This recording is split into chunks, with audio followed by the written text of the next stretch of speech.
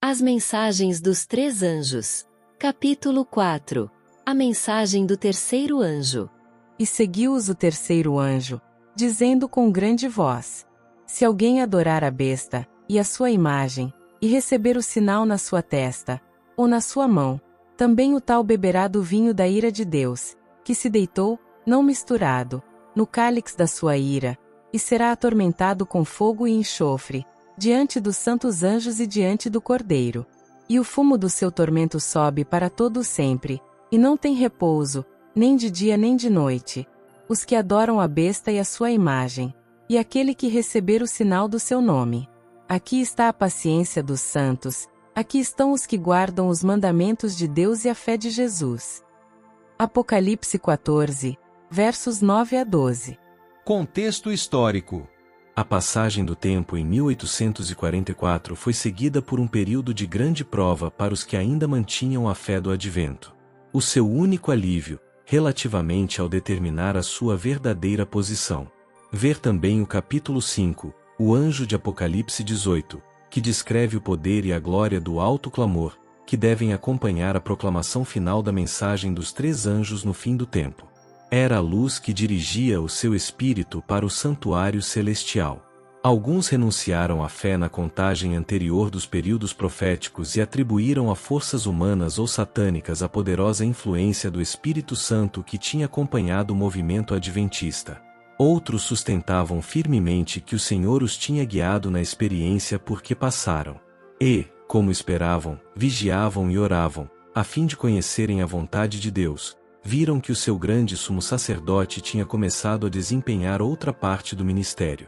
E, seguindo pela fé, foram levados a ver também a obra final da Igreja. Obtiveram uma compreensão mais clara das mensagens do primeiro e do segundo anjos e ficaram capacitados para receber e dar ao mundo a solene advertência do terceiro anjo de Apocalipse 14. Os que, pela fé, seguiram o seu sumo sacerdote, quando este iniciou o ministério no lugar santíssimo, contemplaram a arca do seu concerto. Como tinham estudado o assunto do santuário, conseguiram compreender a mudança realizada no ministério do Salvador e viram que ele agora exercia o seu ministério diante da arca de Deus, apresentando seu sangue em favor dos pecadores. A arca do tabernáculo terrestre continha as duas tábuas de pedra, sobre as quais estavam inscritos os preceitos da lei de Deus. A arca era apenas o receptáculo das tábuas da lei, e a presença desses preceitos divinos é que lhe dava valor e santidade. Quando se abriu o templo de Deus no céu, foi vista a arca do seu testemunho.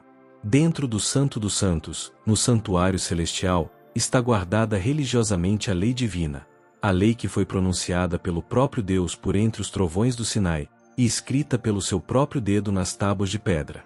A lei de Deus no santuário celeste é o grandioso original, de que os preceitos inscritos nas tábuas de pedra, registrados por Moisés no Pentateuco, eram uma transcrição exata. Os que conseguiram compreender este importante ponto foram dessa forma levados a ver o caráter sagrado e imutável da lei divina. Viram, como nunca antes, a força das palavras do Salvador. Até que o céu e a terra passem, nem um jota ou um tio se omitirá da lei. Mateus 5, verso 18. A lei de Deus, sendo a revelação da sua vontade, a transcrição do seu caráter, deve permanecer para sempre no céu, como uma fiel testemunha. Nenhum mandamento foi anulado, nenhum jota ou tio se mudou. Diz o salmista: Para sempre, ó Senhor, a tua palavra permanece no céu. Salmo 119, verso 89. São fiéis todos os seus mandamentos. Permanecem firmes para todo sempre. Salmo 111, versos 7 e 8. Bem no centro do decálogo está o quarto mandamento, tal como foi a princípio proclamado. Lembra-te do dia do sábado para o santificar. 6 dias trabalharás, e farás toda a tua obra, mas o sétimo dia é o sábado do Senhor teu Deus. Não farás nenhuma obra, nem tu, nem o teu filho, nem a tua filha, nem o teu servo, nem a tua serva, nem o teu animal, nem o teu estrangeiro, que está dentro das tuas portas. Porque em 6 dias fez o Senhor os céus e a terra, o mar e tudo o que neles há, e ao sétimo dia descansou. Portanto abençoou o Senhor o dia do sábado, e o santificou. Êxodo 20, versos 8 a 11. O Espírito de Deus tocou no coração dos que estudavam a sua palavra. Impressionava-os a convicção de que tinham transgredido este mandamento por ignorância, deixando de tomar em consideração o dia de repouso do Criador. Começaram a examinar as razões para a observância do primeiro dia da semana em lugar do dia que Deus tinha santificado. Não conseguiram encontrar nas Escrituras nenhuma prova de que o quarto mandamento tivesse sido abolido, ou de que o sábado tivesse sido mudado.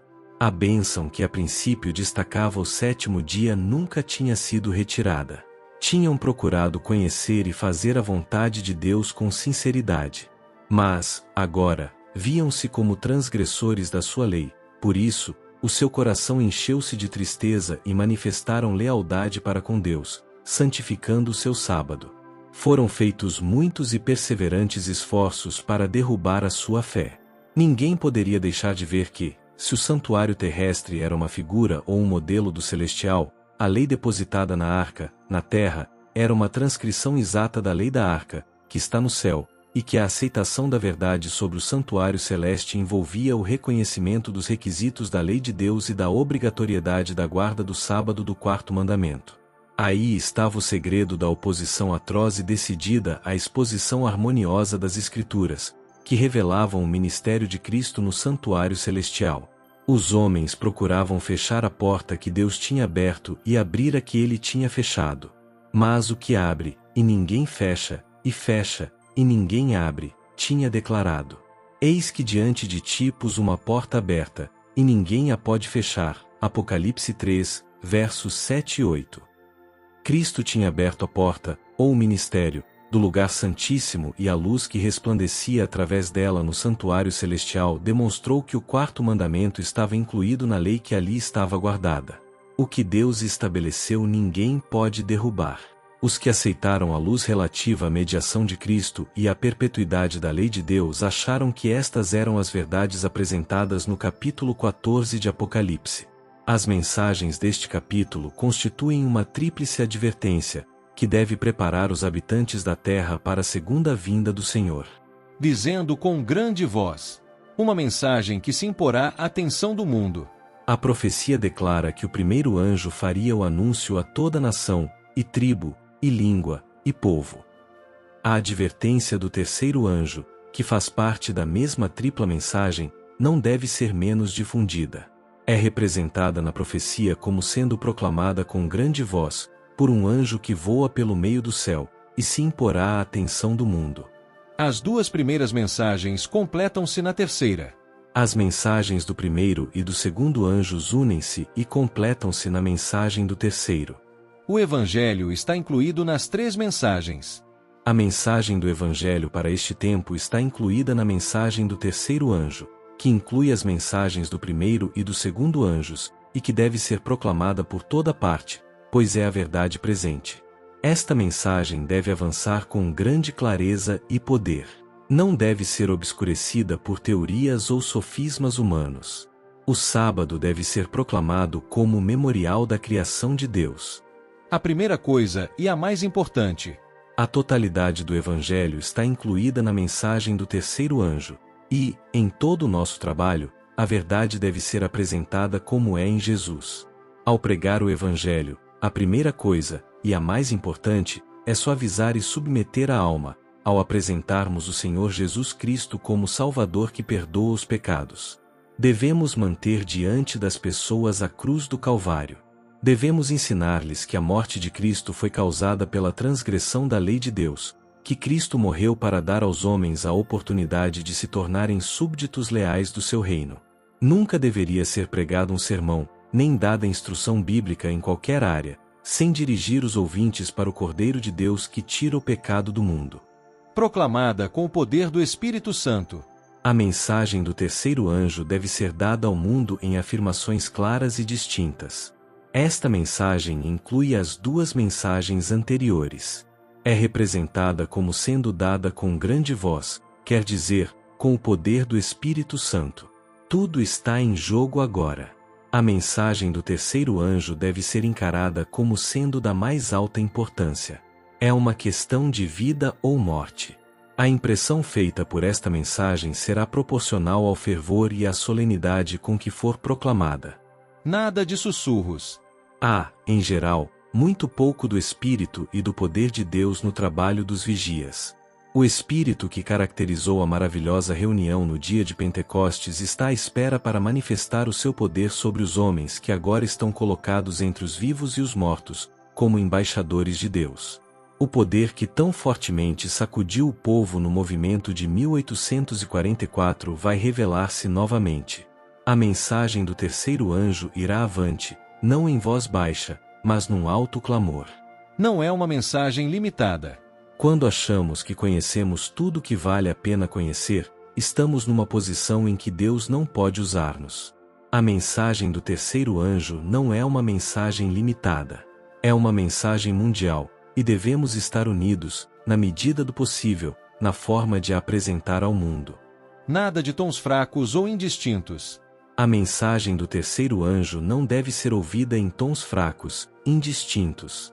Esta é uma questão probante e deve ser analisada logo na primeira, e no meio e no fim das nossas séries de reuniões. Depois, ligando a verdade para estes últimos dias, introduzam as razões da nossa fé no segundo aparecimento do nosso Senhor Jesus Cristo no nosso mundo em poder e grande glória. Esta é a mensagem para este tempo. Esta é a mensagem do mais alto interesse para cada membro individual das famílias.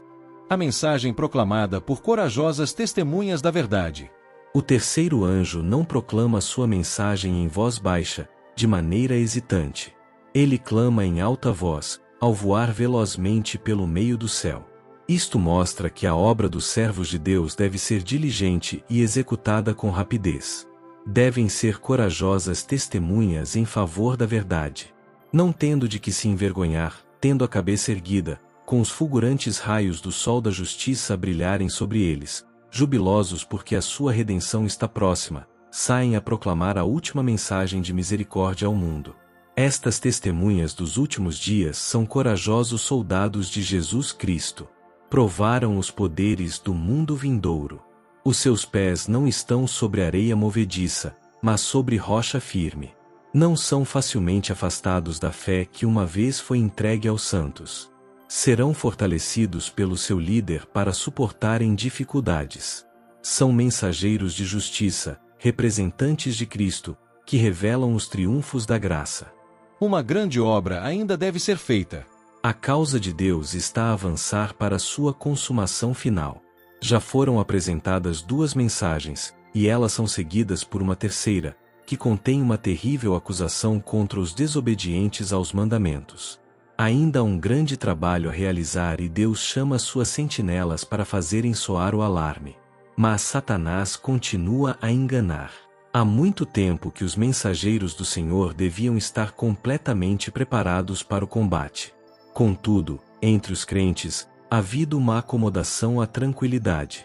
Sonolento, autoindulgente, apostatado, o povo de Deus não tem trabalhado como devia. Poucos, entre aqueles que dizem conhecer a verdade, fazem ideia da obra que está a ser realizada no santuário celestial. As instituições vão aumentar, não diminuir. As casas publicadoras e as instituições de saúde não vão diminuir, mas aumentar. Todas são agentes de Deus para cooperar como instrumentos na grande obra das mensagens do segundo e do terceiro anjos. As instituições de educação não vão diminuir, mas aumentar, como instrumentos de Deus para advertir os habitantes do mundo de que a vinda de Cristo pela segunda vez, com poder e grande glória, está próxima. Todas as verdadeiras reformas têm o seu lugar. Todos os deveres que requerem uma reforma envolvem arrependimento, fé e obediência. Significam o elevar da alma a uma vida nova e mais nobre. Assim, todas as verdadeiras reformas têm o seu lugar na obra da mensagem do terceiro anjo. Se alguém adorar a besta é identificada. No capítulo 13, versos 1 a 10, descreve-se a besta semelhante ao leopardo, a qual o dragão deu o seu poder, o seu trono, e grande poderio. Este símbolo, como a maioria dos protestantes tem defendido, representa o papado, que se sucedeu no poder, no trono e na autoridade até aí mantidos pelo antigo Império Romano. Quanto à besta semelhante ao leopardo é dito: Foi-lhe dada uma boca para proferir grandes coisas e blasfêmias. E abriu a sua boca em blasfêmias contra Deus, para blasfemar do seu nome, e do seu tabernáculo, e dos que habitam no céu. E foi-lhe permitido fazer guerra aos santos, e vencê-los, e deu-se-lhe poder sobre toda tribo, e língua, e nação. Esta profecia, que é quase idêntica à descrição da ponta pequena de Daniel 7, refere-se inquestionavelmente ao papado. A profecia prediz a restauração do poder da besta. A profecia do capítulo 13 de Apocalipse declara que o poder representado pela besta de chifres semelhantes aos do cordeiro fará com que a terra e os que nela habitam adorem o papado, ali simbolizado pela besta semelhante ao leopardo. A besta de 2 chifres dirá também aos que habitam na terra que façam uma imagem à besta, e, ainda mais, mandará a todos, pequenos e grandes, ricos e pobres, livres e servos, que recebam o sinal da besta. Apocalipse 13, versos 11 a 16. Mostrou-se que os Estados Unidos da América são poder representado pela besta de chifres semelhantes aos do cordeiro, e que esta profecia se cumprirá quando aquela nação impuser a observância do domingo, que Roma alega ser um reconhecimento especial da sua supremacia. Mas os Estados Unidos da América não estarão sós nesta homenagem ao papado. A influência de Roma nos países que já reconheceram o seu domínio está ainda longe de ser destruída. E a profecia prevê uma restauração do seu poder. Vi uma das suas cabeças como ferida de morte, e a sua chaga mortal foi curada, e toda a terra se maravilhou seguindo a besta. Apocalipse 13, verso 3. A aplicação da chaga mortal indica a queda do papado, em 1798. Depois disto, diz o profeta, a sua chaga mortal foi curada, e toda a terra se maravilhou seguindo a besta. Paulo declara expressamente que o homem do pecado perdurará até o segundo advento segundo Tessalonicenses 2, verso 8. Prosseguirá com a sua obra de engano até mesmo ao final do tempo. E diz o escritor do Apocalipse, referindo-se também ao papado. Adoraram-na todos os que habitam sobre a terra, esses cujos nomes não estão escritos no livro da vida. Apocalipse 13, verso 8. Tanto no Velho como no Novo Mundos, o papado receberá homenagem pela honra prestada à instituição do domingo, que repousa unicamente na sua autoridade. O conflito envolve toda a cristandade. No último conflito, o sábado será o ponto especial de controvérsia em toda a cristandade. Governantes seculares e líderes religiosos unir-se-ão para impor a observância do domingo, e quando as medidas mais suaves falharem, postas em prática as leis mais opressivas. Será dito que os poucos que se opõem a uma instituição da Igreja e a uma lei do país não devem ser tolerados, e, finalmente, será feito um decreto denunciando-os como sendo merecedores do castigo mais severo, e dando liberdade ao povo para, passado um certo tempo, os matar. O romanismo no Velho Mundo, e o protestantismo apóstata, no Novo, seguirão um caminho semelhante em relação àqueles que honram os preceitos divinos.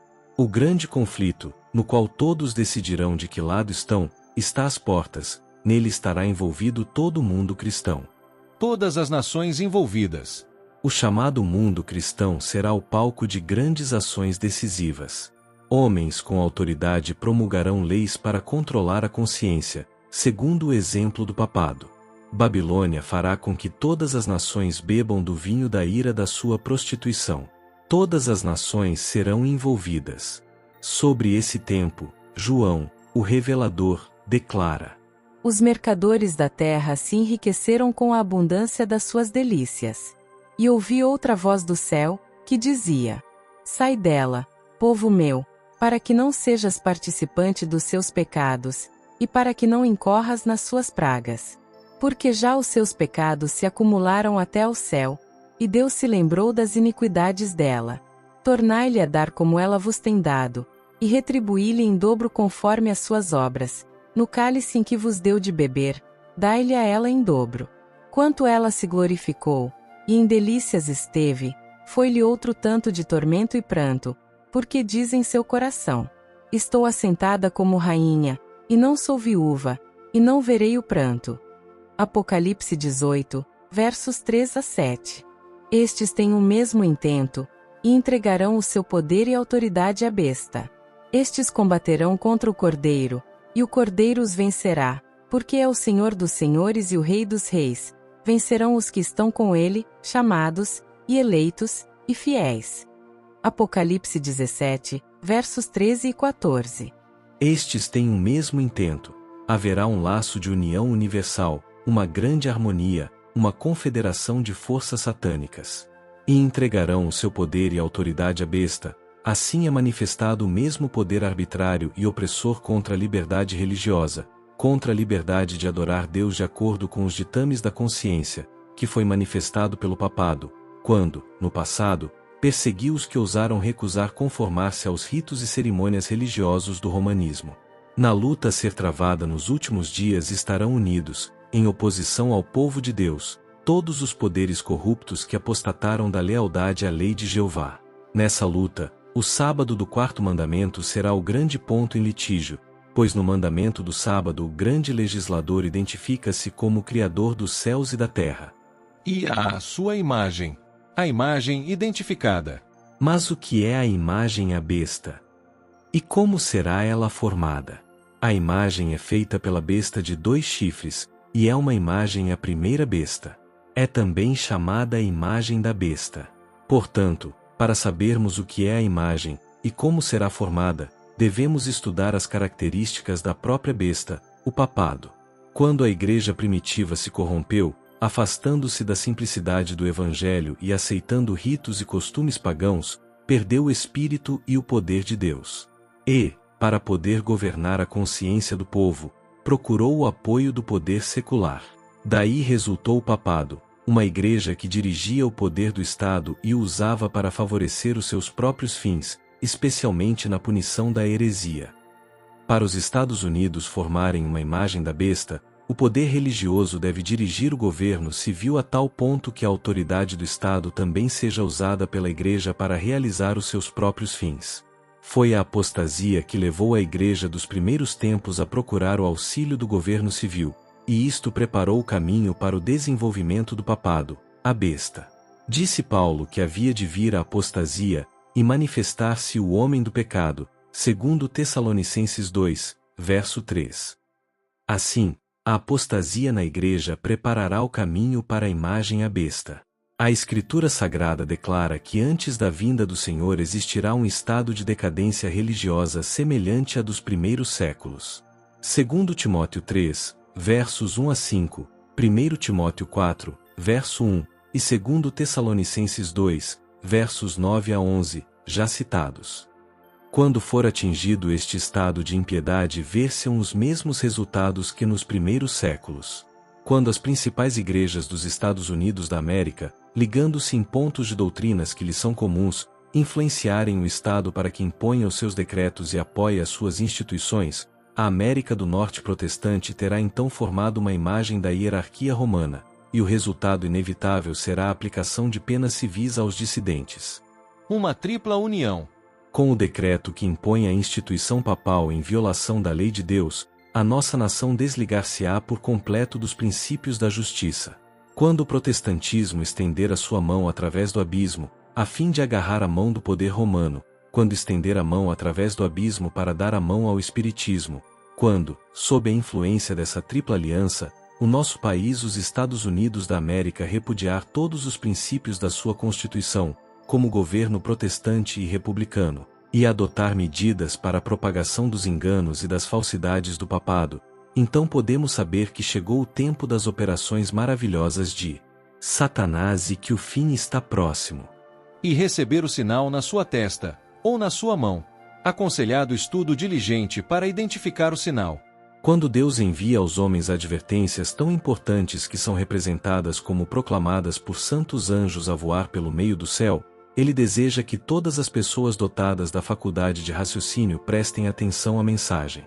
Os terríveis juízos pronunciados contra o culto à besta e a sua imagem, Apocalipse 14, versos 9 a 11, deveriam levar todos a um estudo diligente das profecias, para aprenderem o que é o sinal da besta, e como devem evitar recebê-lo. Receber o sinal significa concordar com a besta.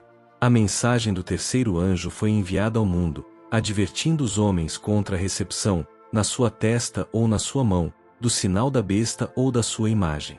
Receber esse sinal significa chegar à mesma decisão que a besta tomou e defender as mesmas ideias, em oposição direta à palavra de Deus. Foi uma grande surpresa para mim que alguém pudesse transgredir a lei de Deus e pisar o seu santo sábado, quando tão terríveis ameaças e condenações estavam contra eles.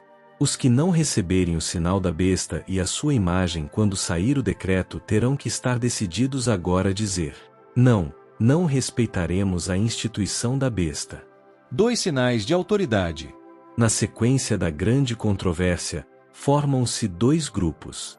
Aqueles que adoram a besta e a sua imagem, e que recebem o seu sinal, e aqueles que recebem o selo do Deus vivo, que tem o nome do Pai escrito nas suas testas. Apocalipse 14, verso 9, Apocalipse 7, verso 2, e Apocalipse 14, verso 1. Esse sinal não é visível. O selo de Deus, o símbolo ou sinal da sua autoridade, encontra-se no 4º mandamento. Este é o único preceito do Decálogo que aponta para Deus como o Criador dos céus e da terra, distinguindo claramente o Deus verdadeiro de todos os falsos deuses. Ao longo das Escrituras, o fato do poder criador de Deus é citado como prova de que ele está acima de todas as divindades pagãs. O sábado indicado pelo 4º mandamento foi instituído para comemorar a obra da criação, portanto, para manter a mente dos homens sempre dirigido para o Deus verdadeiro e vivo. Se o sábado tivesse sido observado sempre, nunca teria havido um idólatra, um ateu ou um infiel. A sagrada observância do dia santo de Deus teria dirigido a mente dos homens para o seu Criador. Tudo na natureza lhe traria Deus à memória e teria dado testemunho do seu poder e do seu amor. O sábado do 4º mandamento é o selo do Deus vivo. Aponta para Deus como Criador e é o sinal da sua legítima autoridade sobre os seres criados por ele. Qual é, então, o sinal da besta, senão o sábado espúrio que o mundo aceitou em lugar do verdadeiro? A declaração profética de que o papado iria opor-se e exaltar-se acima de tudo o que se chama Deus, ou se adora, foi surpreendentemente cumprida na mudança do sábado do 7º para o 1º dia da semana. Segundo Tessalonicenses 2, verso 4. Onde quer que o sábado papal seja honrado, em preferência ao sábado do Senhor, aí é o homem do pecado exaltado acima do Criador dos céus e da terra. A mudança do sábado é um sinal, ou uma marca, da autoridade da Igreja Romana.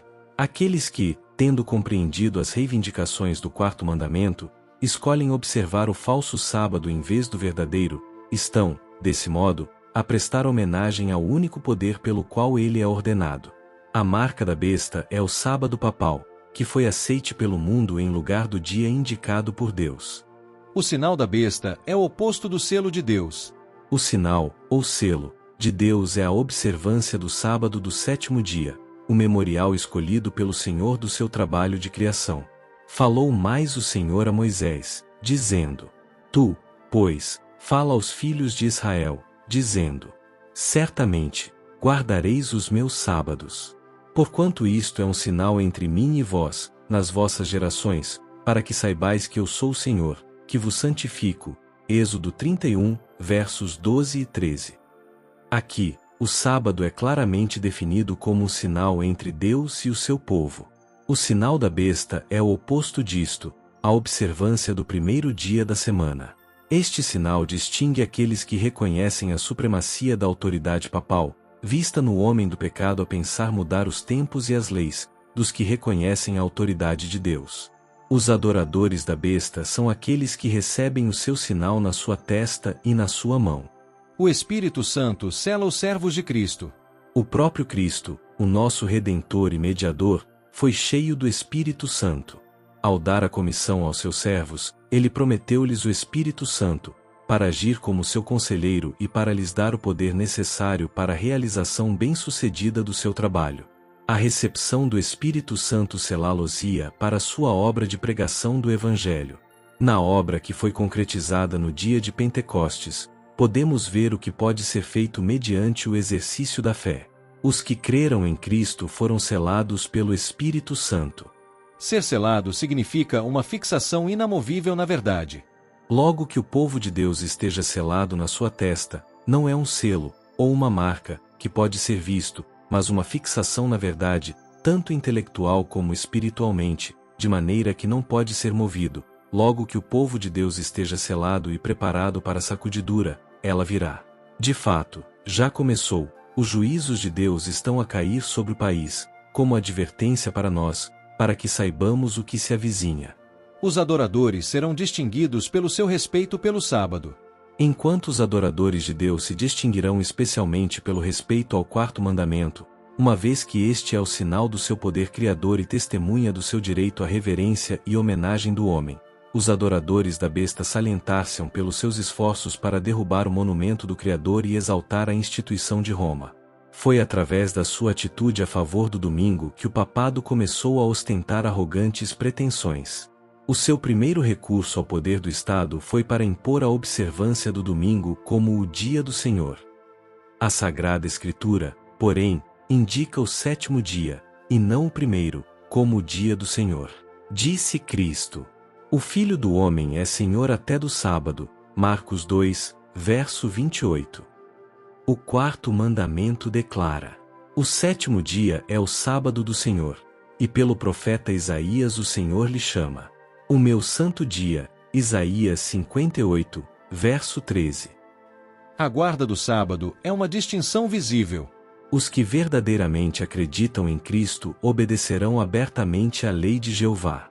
O sábado é o sinal entre Deus e o seu povo, e devemos tornar visível a nossa obediência à lei de Deus observando o sábado. Ele deve ser o sinal que distingue o povo escolhido de Deus do mundo. A grande questão decisiva. O sábado é a grande questão decisiva. É a linha de separação entre os leais e fiéis e os desleais e transgressores. Este é o sábado que Deus ordenou, e os que afirmam ser observadores dos mandamentos, que creem que estão agora sob a proclamação da mensagem do terceiro anjo, verão o papel importante que o sábado do quarto mandamento tem nessa mensagem.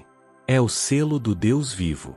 Eles não atenuarão as reivindicações do sábado para o acomodarem aos seus negócios ou às suas conveniências. A pedra de toque para este tempo.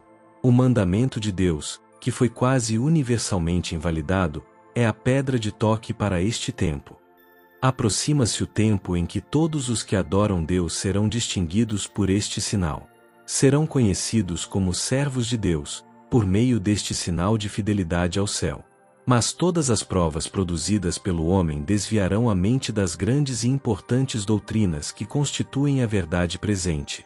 Todos tomarão posição. Está formada uma união corrupta para destruir o memorial da criação escolhido por Deus, o sétimo dia que ele santificou e abençoou, e que deu ao homem para ser um sinal entre Deus e o seu povo, para ser observado para sempre nas suas gerações. Aproxima-se um tempo em que todos escolherão entre o sábado do quarto mandamento, que o Senhor santificou e abençoou, e o falso sábado instituído pelo homem do pecado. Foi preparado um ídolo chamado sábado, do mesmo modo que foi preparada uma imagem de ouro nas planícies de Dura. E tal como Nabucodonosor, rei de Babilônia, fez um decreto ordenando que todos os que não se curvassem e adorassem a imagem fossem mortos, também será feita uma proclamação dizendo que todos os que não reverenciarem a instituição do domingo serão punidos com prisão e morte. Desse modo, o sábado do Senhor é pisado. O sinal ainda está no futuro. Ainda ninguém recebeu o sinal da besta. Ainda não chegou o tempo de decisão. Há cristãos verdadeiros em todas as igrejas, inclusive na comunidade católica romana. Ninguém será condenado sem que tenha recebido a luz e visto a obrigatoriedade do quarto mandamento. Mas quando sair o decreto que impõe o falso sábado, e o alto clamor do terceiro anjo advertir os homens contra a adoração da besta e da sua imagem, será traçada com clareza a linha de separação entre o falso e o verdadeiro. Então, os que ainda persistirem na transgressão receberão o sinal da besta. Responsáveis pela luz recebida. Muitos desceram à sepultura com a fé plena de que o domingo era o sábado. Através do seu poder enganador, Satanás invalidou o quarto mandamento e os homens ensinaram como doutrina os mandamentos dos homens. O domingo, filho do papado, é aceite, alimentado e acarinhado pelo mundo religioso.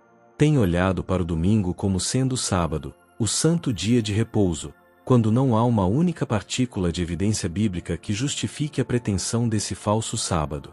Mediante a ação do homem do pecado, os homens foram levados a exaltar o domingo, quando unicamente o sábado do Senhor deve ser exaltado. O Senhor Deus dos exércitos deve ser exaltado e a sua lei deve ser honrada. Neste tempo, ele enviou luz especial. O terceiro anjo é representado a voar pelo meio do céu, proclamando aos habitantes do mundo os mandamentos de Deus e o testemunho de Jesus Cristo. A mensagem do terceiro anjo deve ir a toda parte. Deve ser proclamada pelo agente humano, e convém que todos os que ouvem estejam atentos à mensagem enviada pelo céu, e, de modo algum, devem ser descuidados, recusar-se a ouvi-la ou a recebê-la, porque é uma mensagem de Deus para o homem. Se formos seres racionais, e tivermos recebido a luz, seremos considerados responsáveis por ela. Mas aqueles que não receberam a luz que agora está a brilhar sobre o povo de Deus relativamente à questão do sábado não serão responsáveis pela luz, pois nunca lhes foi apresentada, e morreram sem condenação. Todos terão luz suficiente para decidirem de forma inteligente. Mas ninguém sofrerá a ira de Deus antes que a verdade tenha sido apresentada ao seu espírito e à sua consciência, e seja rejeitada. Há muitas pessoas que nunca tiveram oportunidade de ouvir as verdades especiais para este tempo. A obrigatoriedade da guarda do quarto mandamento nunca lhes foi apresentada na sua verdadeira luz. Aquele que lê todos os corações e prova todos os planos não deixará que pessoa alguma que deseje o conhecimento da verdade seja enganada quanto ao desfecho da controvérsia. O decreto não será imposto ao povo de uma forma cega. Cada um receberá suficiente esclarecimento para tomar a sua decisão de forma inteligente. O sábado será a pedra de toque da lealdade, pois é o ponto da verdade especialmente contestado. Quando a prova final sobrevier aos homens, traçar-se-á a linha divisória entre os que servem Deus e os que não servem. Enquanto a observância do falso sábado, em conformidade com a lei do Estado, e contrária ao quarto mandamento, será uma declaração de fidelidade ao poder que está em oposição a Deus, a guarda do verdadeiro sábado, em obediência à lei divina, é uma prova de lealdade para com o Criador. Enquanto uma classe aceita o sinal de submissão aos poderes terrestres e recebe o sinal da besta, a outra, preferindo o sinal da obediência à autoridade divina, recebe o selo de Deus. Deus deu o sábado aos homens como um sinal entre si e eles, como um teste para provar a sua lealdade. Os que, depois de receberem a luz relativamente à lei de Deus, continuarem a desobedecer e a exaltar as leis humanas acima da lei de Deus na grande crise que está diante de nós, receberão o sinal da besta. O sinal não é recebido enquanto o decreto não sair. Se a luz da verdade vos foi apresentada, revelando o sábado do quarto mandamento, e mostrando que não há fundamento na palavra de Deus para a observância do domingo, e continuam a apegar-se ao falso sábado, recusando o santo sábado ao qual Deus chama o meu santo dia, recebem o sinal da besta. Quando é que isto se concretiza? Quando obedecerem ao decreto que vos ordena que deixem de trabalhar no domingo e que adorem Deus, embora saibam que não há uma única palavra na Bíblia que mostre o domingo como sendo outra coisa, a não ser um dia normal de trabalho, consentem em receber o sinal da besta, e rejeitam o selo de Deus. Se recebermos esse sinal na nossa testa ou na nossa mão, os juízos pronunciados contra os desobedientes vão cair sobre nós. Mas o selo do Deus vivo é posto sobre os que conscientemente guardam o sábado do Senhor. Mas deve ser compreendido. A luz que temos acerca da mensagem do terceiro anjo é a luz verdadeira. O sinal da besta é exatamente o que tem sido proclamado que é. Não compreendemos tudo a respeito deste assunto, e não será compreendido até que seja aberto o rolo, mas um trabalho muito solene deve ser realizado no nosso mundo. Clama em alta voz, e não te detenhas, levanta a tua voz como a trombeta e anuncia ao meu povo a sua transgressão, e à casa de Jacó os seus pecados. Isaías 58, verso 1. Deve ser apresentada uma mensagem para despertar as igrejas. Devem ser feitos todos os esforços para dar luz não só ao nosso povo, mas ao mundo. Cristo deve permanecer o grande centro de atração. A mensagem do terceiro anjo requer a apresentação do sábado do quarto mandamento, e essa verdade deve ser levada perante o mundo. Porém, O grande centro de atração, Jesus Cristo, não deve ser deixado de fora da mensagem do terceiro anjo. Muitos, que têm estado envolvidos na obra neste tempo, têm posto Cristo num lugar secundário, e teorias e argumentos têm ocupado o primeiro lugar. O vinho da ira de Deus. Primeiro é feita uma advertência. O Senhor Deus do céu não enviará o seu juízo sobre o mundo para punir a desobediência e a transgressão enquanto não tiver enviado seus atalaias para proclamarem a advertência. Não encerrará o tempo da graça enquanto a mensagem não for proclamada de forma mais clara. A lei de Deus deve ser engrandecida, os seus requisitos devem ser expostos no seu caráter verdadeiro e sagrado, para que o povo seja levado a decidir a favor ou contra a verdade. Contudo, a obra será abreviada em justiça. A mensagem da justiça de Cristo deve soar desde uma extremidade da terra até a outra, a fim de preparar o caminho ao Senhor. Essa é a glória de Deus, que encerrará a mensagem do terceiro anjo. Nunca aplicada contra pecados de ignorância. A mais solene advertência e a mais terrível ameaça alguma vez dirigidas aos mortais são as que estão contidas na mensagem do terceiro anjo. O pecado que faz descer a ira de Deus não misturada com misericórdia deve ser do mais odioso caráter. Deve o mundo ser deixado na ignorância quanto à natureza desse pecado? De certeza que não, Deus não lida assim com as suas criaturas. A sua ira nunca é aplicada contra os pecados de ignorância. Antes de os seus juízos serem derramados sobre a terra, a luz relativamente a este pecado deve ser apresentada ao mundo, para que os homens saibam por que razão devem ser infligidos esses juízos e possam ter a oportunidade de lhes escapar. Deus é paciente. A mensagem do terceiro anjo ganha importância à medida que nos aproximamos do fim da história desta terra. É a última oferta de misericórdia feita ao mundo, a mensagem mais solene alguma vez dada aos mortais. No céu há um registro das impiedades das nações, das famílias, dos indivíduos. Deus pode ser paciente enquanto a contagem continua, chamados ao arrependimento e ofertas de perdão podem ser apresentados, mas chegará um tempo em que a contagem estará completa, em que a decisão da alma terá sido tomada, em que, por sua própria escolha, o destino do homem terá sido decidido. Então será dado sinal para que o juízo seja executado. O juízo é adiado, mas certo. Os juízos de Deus cairão sobre os que procuram oprimir e destruir o seu povo. A sua grande longanimidade para com os ímpios torna os homens audazes na transgressão, mas o seu castigo, embora muito adiado, não é menos certo e terrível. O Senhor se levantará como no monte de Perazim, e se irará, como no vale de Gibeon, para fazer a sua obra, a sua estranha obra, e para executar o seu ato, o seu estranho ato. Isaías 28, verso 21. Para o nosso misericordioso Deus, infligir castigo é um ato estranho. Vivo eu, diz o Senhor Jeová, que não tenho prazer na morte do ímpio. Ezequiel 33, verso 11. O Senhor é misericordioso e piedoso, tardio em iras e grande em beneficência e verdade, que perdoa a iniquidade, e a transgressão e o pecado. Todavia, ao culpado não tem por inocente. Êxodo 34, versos 6 e 7. O Senhor é tardio em irar-se, mas grande em força, e ao culpado não tem por inocente. Naum, verso 3. Reivindicará com terríveis manifestações a dignidade da sua lei espezinhada. A severidade da retribuição que aguarda o transgressor pode ser avaliada pela relutância do Senhor em executar a justiça. A nação que ele durante tanto tempo suporta, e que não ferirá antes de ela ter enchido a medida da sua iniquidade, segundo os cálculos divinos, beberá, por fim, a taça da ira sem mistura de misericórdia. Deus vai punir os que tentam forçar os seus concidadãos a guardar o primeiro dia da semana. Tentam-nos a negar a sua fidelidade a Deus. Aceitam o fruto da árvore proibida e tentam forçar outros a comer dele. Tentarão forçar os seus concidadãos a trabalharem no sétimo dia da semana e a descansarem no primeiro. Deus diz-lhes que beberão do vinho da ira de Deus, que se deitou, não misturado, no cálice da sua ira. O juízo final não será misturado com misericórdia.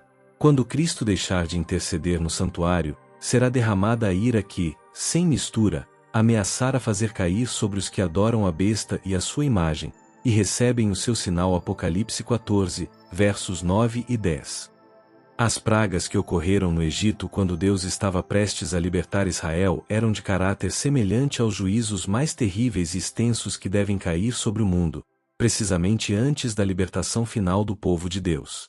Todos os juízos sobre os homens, antes do fim do tempo da graça, foram misturados com misericórdia.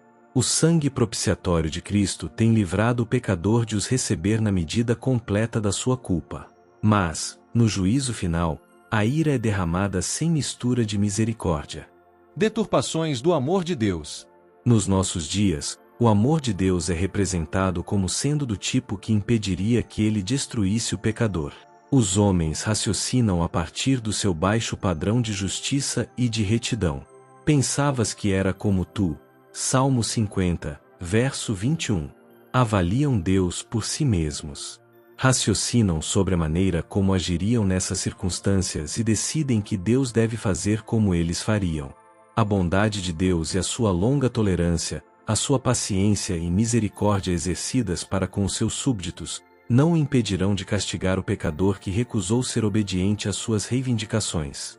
O homem, um criminoso contra a santa lei de Deus, perdoado apenas através do grande sacrifício que ele fez ao dar o seu filho para morrer, porque a sua lei era imutável, não pode dar ordens a Deus. Depois de todo esse esforço da parte de Deus para preservar o santo e glorioso caráter da sua lei, se os homens, por meio dos sofismas do diabo, transformam a misericórdia e a condescendência de Deus numa maldição, têm de sofrer o castigo. Porque Cristo morreu, eles pensam que têm liberdade para transgredir a santa lei de Deus, que condena o transgressor, e queixam-se do seu rigor e das suas sanções como sendo severas e opostas a Deus. Estão a pronunciar as palavras que Satanás disse a milhões, para acalmar a sua consciência que estava em rebelião contra Deus. Em nenhum reino ou governo é responsabilidade dos desobedientes à lei dizerem que castigo deve ser executado contra os que quebram a lei. Tudo o que temos, todas as benesses da sua graça que possuímos, devemo-las a Deus. O caráter insuportável do pecado contra um Deus assim não pode ser avaliado tal como não se pode medir os céus com um palmo. Deus é um governante moral e um pai. É o legislador. Ele faz e executa as suas leis. Uma lei que não tem uma penalidade não tem força.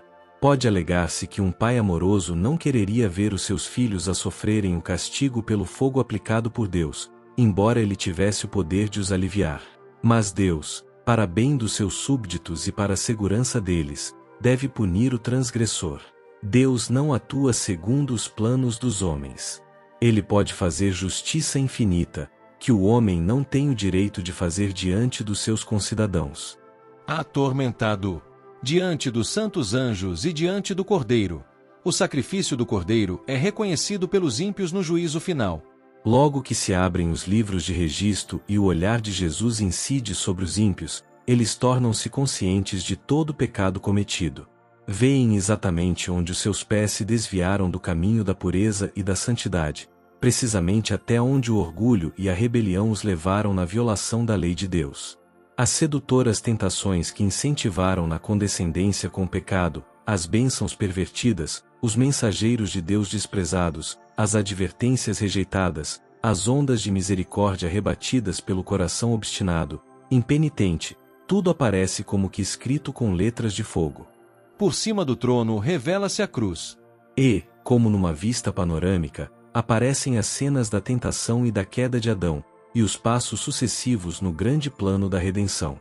O humilde nascimento do Salvador, a sua infância de simplicidade e de obediência, o seu batismo no Jordão, o jejum e a tentação no deserto, o seu ministério público, desvendando aos homens as mais preciosas bênçãos do céu, os dias repletos de atos de amor e de misericórdia, as suas noites de oração e de vigília na solidão das montanhas, as intrigas de inveja, ódio e maldade, com que os seus benefícios eram retribuídos, a agonia terrível e misteriosa no Getsêmani, sob o peso esmagador dos pecados do mundo inteiro, a sua traição nas mãos da multidão assassina, os terríveis acontecimentos daquela noite de horror, o prisioneiro que não opunha resistência, abandonado pelos seus discípulos mais amados, rudemente empurrado pelas ruas de Jerusalém, o Filho de Deus exultantemente exibido perante Anás, levado ao palácio do sumo sacerdote, ao tribunal de Pilatos, perante o covarde e cruel Herodes, escarnecido, insultado,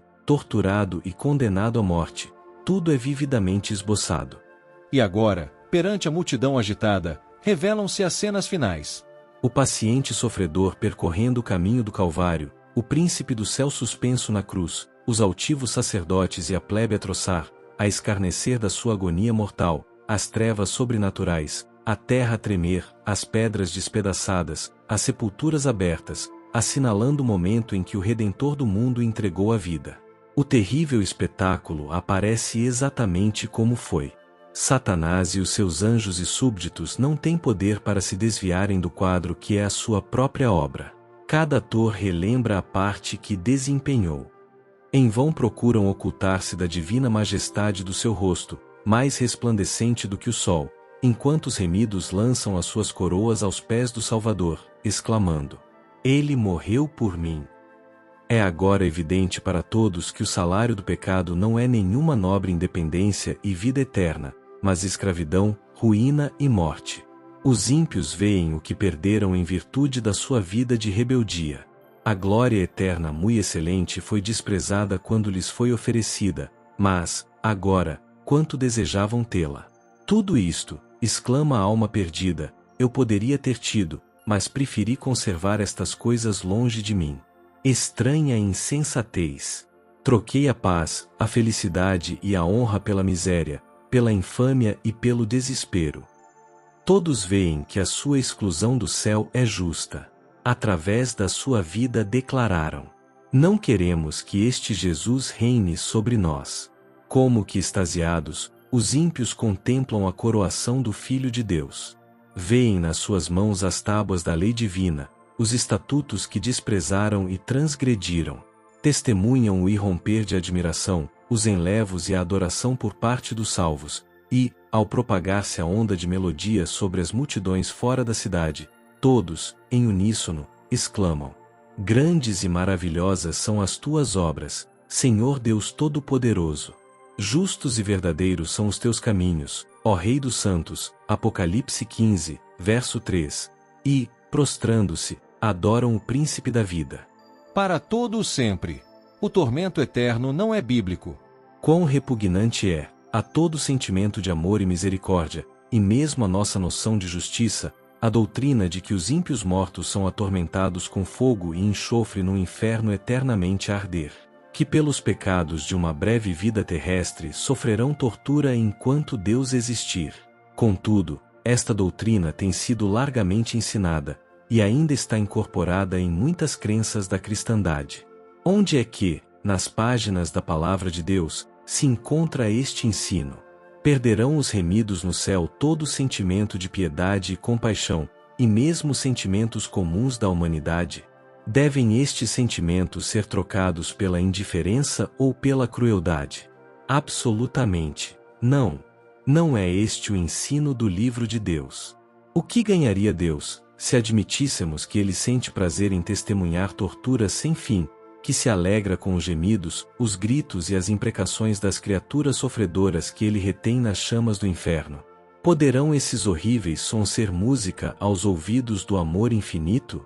Insiste-se em que a aplicação de um sofrimento eterno aos ímpios mostraria o ódio de Deus ao pecado, como a um mal ruinoso para a paz e para a ordem do universo. Terrível blasfêmia! Como se o ódio de Deus ao pecado fosse a razão para este se perpetuar. Pois, segundo os ensinos desses teólogos, a contínua tortura sem esperança de misericórdia enlouquece as suas infelizes vítimas, e, ao expressarem a sua cólera em maldições e blasfêmias, elas estão a aumentar eternamente a sua carga de crimes. A glória de Deus não é exaltada ao perpetuar o pecado desta maneira, aumentando constantemente, ao longo de eras sem fim. Está para além do poder da mente humana calcular o mal que tem sido provocado pela heresia do tormento eterno. A religião da Bíblia, repleta de amor e bondade, e cheia de misericórdia, é obscurecida pela superstição e revestida de terror. Ao considerarmos as cores falsas com que Satanás esboçou o caráter de Deus, será de surpreender que se tenha medo do nosso misericordioso Criador, e que ele seja temido, e até mesmo odiado. As opiniões aterrorizadoras acerca de Deus, que pelos ensinos do púlpito são espalhadas pelo mundo, têm criado milhares, e, mesmo, milhões, de céticos e incrédulos. A teoria do tormento eterno é uma das falsas doutrinas que constituem o vinho das abominações de Babilônia, do qual ela faz todas as nações beberem. Apocalipse 14, verso 8, e Apocalipse 17, verso 2. Que ministros de Cristo tenham aceitado esta heresia e a tenham proclamado do púlpito sagrado é, na verdade, um mistério. Eles receberam-na de Roma, assim como receberam o falso sábado. É verdade que tem sido ensinada por homens eminentes e piedosos. Mas a luz sobre este assunto não chegou até eles como a nós. Eram responsáveis apenas pela luz que no seu tempo. Nós somos pela luz que brilha na nossa época. Se nos desviamos do testemunho da palavra de Deus, aceitando falsas doutrinas porque os nossos pais as ensinaram, caímos sob a condenação pronunciada sobre Babilônia. Estamos a beber do vinho das suas abominações. Os ímpios deixam de existir. Vi que, assim como Cristo é a videira, e os seus filhos os ramos, assim Satanás é a raiz, e os seus filhos são os ramos, e, na destruição final de Gog e Magog, toda hoste ímpia será queimada, raiz e ramos, e deixará de existir. Aqui está a paciência dos santos. O povo de Deus está firme na fé. O tempo em que os santos vivem é um tempo difícil para aqueles que recusam receber o sinal da besta e a sua imagem, mas, em tudo isso, os santos mostram a sua paciência.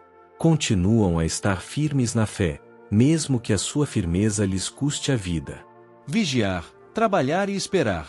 Deus espera muito tempo, e continua a esperar, para ter seres que sejam seus tanto pela criação como pela redenção, que ouçam a sua voz e que lhe obedeçam como filhos amorosos e submissos, cujo desejo seja estar perto dele e terem a luz do seu rosto a brilhar sobre eles. Devemos levar a mensagem do terceiro anjo ao mundo, advertindo os homens contra a adoração da besta e da sua imagem, e orientando-os para que tomem o seu lugar nas fileiras dos que guardam os mandamentos de Deus e têm a fé de Jesus. Deus não nos revelou o tempo em que esta mensagem será concluída, ou quando terminará o tempo da graça. As coisas que estão reveladas devemos aceitar para nós mesmos e para os nossos filhos, mas não procuremos saber o que foi mantido em segredo nos concílios do Todo-Poderoso. É nosso dever vigiar, trabalhar e esperar, trabalhar a cada momento pela alma dos homens que estão prontos a perecer.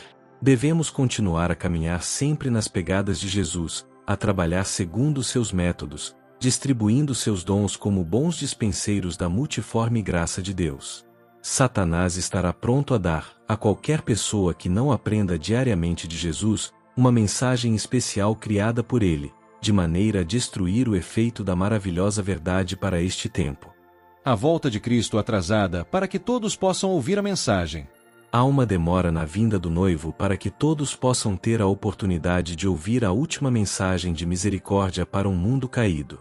As mensagens do primeiro e do segundo anjos estão todas unidas e completas na do terceiro. Estas coisas foram mostradas a João em santa visão. Ele viu o grupo formado pelas 5 virgens sábias, com as suas lâmpadas aparadas e acesas, e exclamou, extasiado: aqui está a paciência dos santos, aqui estão os que guardam os mandamentos de Deus e a fé de Jesus. E ouvi uma voz do céu, que me dizia: escreve, bem-aventurados os mortos que, desde agora, morrem no Senhor. Sim, diz o Espírito, para que descansem dos seus trabalhos, e as suas obras os sigam. Versículos 12 e 13. Muitos que ouviram as mensagens do primeiro e do segundo anjos pensavam que estariam vivos para ver Cristo a vir nas nuvens do céu.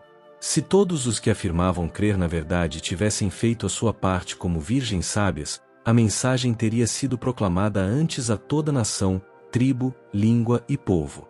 Mas 5 eram sábias e 5 loucas. A verdade devia ter sido proclamada pelas 10 virgens, mas só 5 tinham feito a provisão essencial para se unirem ao grupo que andava na luz que tinha recebido. A mensagem do terceiro anjo era necessária. Essa proclamação devia ser feita. Muitos que saíram ao encontro do noivo sob as mensagens dos primeiro e segundo anjos recusaram a mensagem do terceiro anjo, a última verdade probante que devia ser dada ao mundo. Uma obra semelhante será realizada quando esse outro anjo, representado em Apocalipse 18, der a sua mensagem. As primeira, segunda e terceira mensagens serão repetidas. Será feito o chamado à igreja. Sai dela, povo meu, para que não sejas participante dos seus pecados, e para que não incorras nas suas pragas. Versículo 4. A obra final podia ter sido feita antes. Se todos os que trabalharam de forma unida na obra de 1844 tivessem recebido a mensagem do terceiro anjo e proclamado a mesma no poder do Espírito Santo, o Senhor teria operado poderosamente em conexão com os seus esforços. Um dilúvio de luz teria sido derramado sobre o mundo. Há anos que os habitantes da terra teriam sido advertidos, o encerramento da obra completado, e Cristo já teria voltado para a redenção do seu povo. Uma mensagem não baseada no tempo. O Senhor tem me mostrado que a mensagem do terceiro anjo deve ir e ser proclamada aos dispersos filhos do Senhor, mas não deve estar apoiada no tempo. Vi que alguns estavam a conseguir um falso entusiasmo, despertado por pregar em tempo, mas a mensagem do terceiro anjo é mais forte do que o tempo pode ser. Vi que esta mensagem pode apoiar-se no seu próprio fundamento e não necessita de tempo para fortalecer, e que ela irá com grande poder e fará a sua obra, e será abreviada em justiça. Ninguém pode predizer o tempo. Deus reservou para si os tempos e as ocasiões, e por que não nos deu Deus esse conhecimento? Porque, se Ele o fizesse, não faríamos um bom uso dele. Desse conhecimento resultaria, entre o nosso povo, uma condição de coisas que atrasaria grandemente o trabalho de preparação de um povo para ficar de pé no grande dia que está para vir. Não devemos viver com base no entusiasmo provocado pelo tempo. Não devemos ficar obcecados com especulações relativamente aos tempos e às ocasiões que Deus não revelou. Jesus disse aos seus discípulos que vigiassem, mas não com o objetivo de um tempo definido. Os seus seguidores devem estar na posição daqueles que estão à escuta das ordens do seu capitão, devem vigiar, esperar, orar e trabalhar, à medida que se aproximam do tempo para a vinda do Senhor. Mas ninguém será capaz de predizer exatamente quando chegará esse tempo, porque desse dia e hora ninguém sabe. Não serão capazes de dizer que ele virá dentro de 1, de 2, ou de 5 anos, nem devem afastar a sua vinda afirmando que pode não acontecer nos próximos 10 ou 20 anos. Estai vós apercebidos, também, é a nossa mensagem. Ninguém que fixe o tempo em que Cristo deve vir ou não vir tem uma mensagem verdadeira.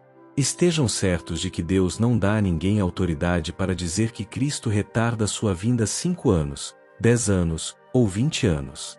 Estai vós apercebidos, também, porque o Filho do Homem há de vir a hora em que não penseis. Mateus 24, verso 44. Esta é a nossa mensagem, precisamente a mensagem que os 3 anjos a voar pelo meio do céu estão a proclamar. A obra a ser feita agora é a de fazer soar esta última mensagem de misericórdia a um mundo caído. Uma nova vida está a vir do céu e a apoderar-se de todo o povo de Deus. Mas surgirão divisões na igreja. Desenvolver-se-ão 2 grupos. O trigo e o joio crescem juntos para a ceifa. Ellen G. White não tinha nenhuma luz especial sobre quando terminará o tempo da graça. Tenho recebido cartas a perguntar-me se tenho alguma luz especial sobre o tempo em que terminará o tempo da graça, e eu respondo que só tenho esta mensagem a transmitir. Agora é o tempo de trabalhar enquanto é dia, porque vem a noite, em que ninguém pode trabalhar. Agora mesmo, é tempo de vigiarmos, de trabalharmos e de esperarmos. A palavra do Senhor revela o fato de que o fim de todas as coisas está próximo, e o seu testemunho é muito claro de que é necessário que cada alma tenha a verdade plantada no coração, a fim de que ela controle a vida e santifique o caráter. O Espírito do Senhor está a trabalhar para tomar a verdade da palavra inspirada e gravá-la na alma, de maneira que os professos seguidores de Cristo tenham uma alegria santa, sagrada, que consigam comunicar a outros. O tempo oportuno para trabalharmos é agora mesmo, enquanto é dia. Mas não há nenhuma ordem para que alguém pesquise as Escrituras para determinar, se possível, quando vai terminar o tempo da graça. Deus não tem essa mensagem para nenhuns lábios mortais. Não quer que nenhuma língua mortal declare aquilo que ele escondeu nos seus concílios secretos. O juízo dos vivos ainda estava no futuro, no tempo de Ellen G. White. Diversas vezes, durante o inverno passado de 1888 a 1889, ouvi o rumor de que, na conferência de Minneapolis, foi mostrado a irmã White que o julgamento, que, desde 1844, estava para os justos mortos, tinha agora começado para os vivos. Esse rumor não é verdadeiro. Um boato semelhante, que circulou durante cerca de 2 anos, originou-se da seguinte maneira. Numa carta escrita de Basileia, Suíça, para um pastor na Califórnia, fiz uma observação essencialmente como a que se segue.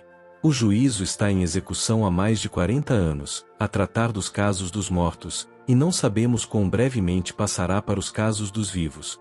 A carta foi lida a diversas pessoas, e ouvintes desatentos falaram do que supunham ter ouvido. Assim começou a questão. O rumor de Minneapolis originou-se da má interpretação que alguém fez de uma declaração do mesmo gênero da que foi tirada da carta. Não há nenhuma outra razão para qualquer um desses boatos, a não ser essa. Aqui estão os que guardam os mandamentos de Deus. Atenção chamada para a brecha na lei. Precisamente antes do grande dia de Deus, é enviada uma mensagem para exortar o povo a voltar à sua obediência à lei de Deus, quebrada pelo anticristo. Por preceito e por exemplo, devemos chamar a atenção para a brecha feita na lei. Foi-me mostrado que o terceiro anjo, que proclama os mandamentos de Deus e a fé de Jesus, representa o povo que recebe essa mensagem e ergue a voz de advertência ao mundo, para que guarde os mandamentos de Deus como a menina dos olhos, e que, em resposta a esta advertência, muitos abraçariam o sábado do Senhor. Uma mensagem proclamada imediatamente antes da volta de Cristo. O anjo de Apocalipse 14 é representado a voar pelo meio do céu, clamando com grande voz. Aqui estão os que guardam os mandamentos de Deus e a fé de Jesus. Este anjo apresenta a mensagem que deve ser proclamada ao mundo imediatamente antes de Cristo voltar nas nuvens do céu para levar consigo os seus escolhidos. Imediatamente antes desse tempo, então, a atenção do povo deve ser chamada para pisar da lei de Deus, que está guardada na Arca da Aliança. Chegou o tempo do cumprimento. João viu um anjo que voava pelo meio do céu, avisando os homens de que o juízo final de Deus tinha chegado. Proclamou a posição daqueles que dariam ouvidos à sua advertência e que escapariam às 7 últimas pragas. Declarou-os como povo de Deus e chamou a atenção para o seu caráter peculiar. Aqui está a paciência dos santos, aqui estão os que guardam os mandamentos de Deus e a fé de Jesus. Chegou o tempo para o cumprimento desta profecia. Ouvimos o som precisamente dessa mensagem a chamar a atenção dos homens e das mulheres para quebrar a lei de Deus e a exigir arrependimento e reforma. 2 grupos diferentes são apresentados. A visão profética de João vê um grupo que não tem o sinal da besta. Quando os vê, exclama: aqui está a paciência dos santos, aqui estão os que guardam os mandamentos de Deus e a fé de Jesus. Apocalipse 14, verso 12. São vistos 2 grupos. Um, que guarda os mandamentos de Deus, contrasta com o que quebra os mandamentos, que impõe o domingo como sábado e que força as pessoas a conformarem-se com a lei dominical. Através da união com os opositores do sábado do 4º mandamento, o sábado do 7º dia, os homens receberão o sinal da besta. E todos os que tiverem esse sinal perecerão com o homem do pecado, que invalida a lei de Deus. Exaltar a norma. Exaltem a norma, os mandamentos de Deus e a fé de Jesus. Façam disso o vosso tudo, e, depois, com os vossos fortes argumentos, protejam-na e tornem-na ainda mais forte. Como povo, corremos o risco de proclamarmos a mensagem do terceiro anjo de modo tão indefinido que não impressione as pessoas. É nosso privilégio esperarmos grandes coisas, até mesmo a manifestação do Espírito de Deus. Este é um poder que convencerá e converterá a alma. A nossa mensagem é uma mensagem de vida ou morte, e temos de deixar que essa mensagem apareça tal como é, o grande poder de Deus. Então o Senhor torná-la-á eficaz. Devemos apresentá-la em toda a sua notável força. Levantar a bandeira. A mensagem do terceiro anjo, que inclui as mensagens do primeiro e do segundo anjos, é a mensagem para este tempo. Devemos levantar a bandeira na qual está escrito: os mandamentos de Deus e a fé de Jesus. O mundo irá em breve encontrar-se com o grande legislador, a respeito da sua lei quebrada. Este não é o tempo para se perderem de vista as grandes questões que estão diante de nós. Deus pede ao seu povo que engrandeça a lei e a torne gloriosa. O sábado deve ser proclamado com grande voz. Alguns acharam melhor preparar gradualmente o caminho para a apresentação do assunto do sábado. A verdade do sábado deve ser proclamada com grande voz, representada no capítulo 58 de Isaías.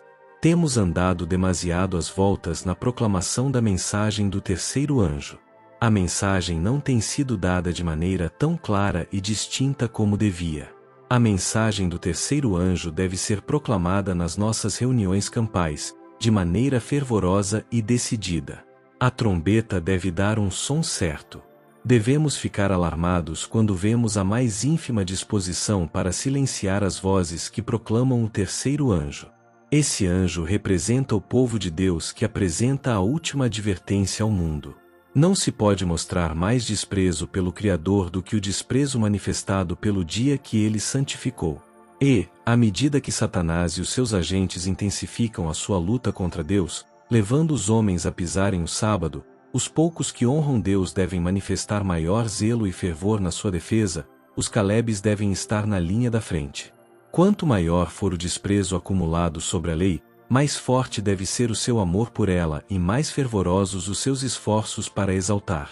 Os fiéis de Deus brilham no meio das trevas. Não está longe o tempo em que virá a prova a cada pessoa. A observância do falso sábado será imposta sobre todos. A controvérsia será entre os mandamentos de Deus e os mandamentos dos homens.